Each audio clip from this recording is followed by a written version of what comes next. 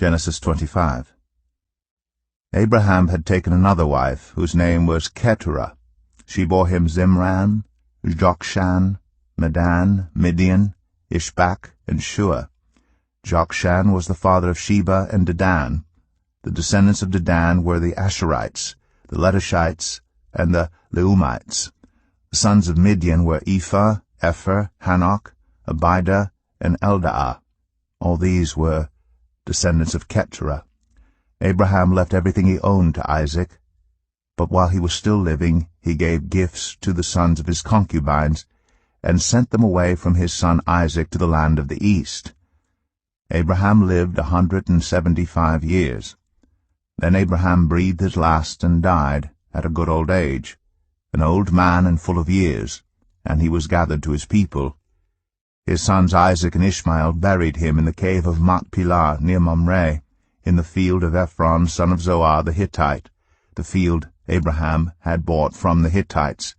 There Abraham was buried with his wife Sarah. After Abraham's death, God blessed his son Isaac, who then lived near Beer-lahai-roi.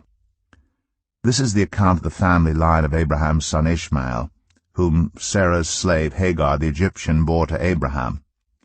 These are the names of the sons of Ishmael, listed in the order of their birth: Nebaioth, the firstborn of Ishmael, Kedar, Adbeel, Mibsam, Mishma, Dumah, Massa, Hadad, Tema, Jetur, Naphish, and Kedemah. These were the sons of Ishmael, and these are the names of the 12 tribal rulers according to their settlement and camps. Ishmael lived 137 years. He breathed his last and died, and he was gathered to his people. His descendants settled in the area from Havilah to Shur, near the eastern border of Egypt, as you go toward Ashur, and they lived in hostility toward all the tribes related to them. This is the account of the family line of Abraham's son Isaac. Abraham became the father of Isaac, and Isaac was 40 years old when he married Rebekah, daughter of Bethuel, the Aramean from Padan Aram, and sister of Laban the Aramean. Isaac prayed to the Lord on behalf of his wife because she was childless. The Lord answered his prayer, and his wife Rebekah became pregnant.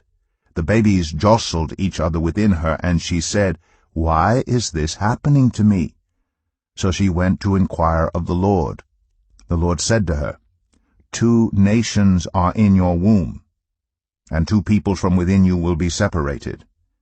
One people will be stronger than the other, and the older will serve the younger."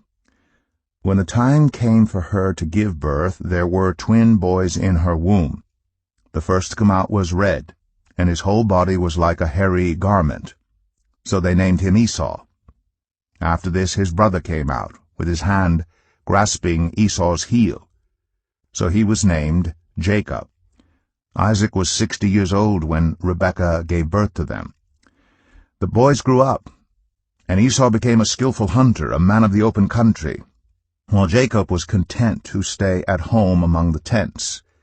Isaac, who had a taste for wild game, loved Esau, but Rebekah loved Jacob. Once when Jacob was cooking some stew, Esau came in from the open country, famished. He said to Jacob, "Quick, let me have some of that red stew. I'm famished." That is why he was also called Edom. Jacob replied, "First sell me your birthright." "Look, I am about to die," Esau said. "What good is the birthright to me?" But Jacob said, "Swear to me first." So he swore an oath to him, selling his birthright to Jacob. Then Jacob gave Esau some bread and some lentil stew. He ate and drank, and then got up and left. So Esau despised his birthright.